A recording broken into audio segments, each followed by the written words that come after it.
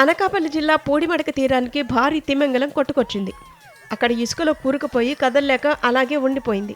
తిమింగలాన్ని గుర్తించిన స్థానిక మత్స్యకారులు కష్టపడి దాన్ని తిరిగి సముద్రంలోకి పంపించారు. దాంతో తిమింగలం ఊపిరి పీల్చుకుంది. హాయిగా ఈదుకుంటూ లోపలికి వెళ్ళిపోయింది.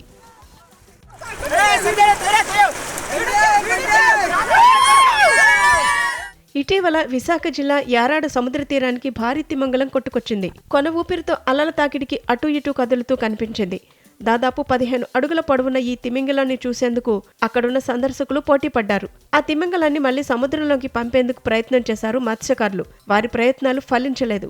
ఒడ్డునే ఆ తిమింగలం ప్రాణాలు కోల్పోయింది. దీంతో సందర్శకులు, మత్స్యకారులు తీవ్ర ఆవేదన చెందారు. టన్నుల కొద్దీ బరువుండే ఈ తిమింగలాలు నడి సముద్రంలో సంచరిస్తూ ఉంటాయి. అయితే ఇటీవల తరచూ అవి సముద్ర తీరానికి కొట్టుకొస్తున్నాయి. కొన్ని ప్రాణాలు కోల్పోయి కొట్టుకొస్తుంటే కొన్నిటిని మత్స్యకారులు గమనించి సముద్రంలోకి పంపిస్తున్నారు. సముద్రం మీద తాము బతుకుతున్నట్లే అనంతమైన ప్రాణికోటి జీవిస్తోందని, ఆ సంపదను కాపాడుకోవాల్సిన బాధ్యత అందరి మీద ఉందని వారు వ్యాఖ్యానించారు.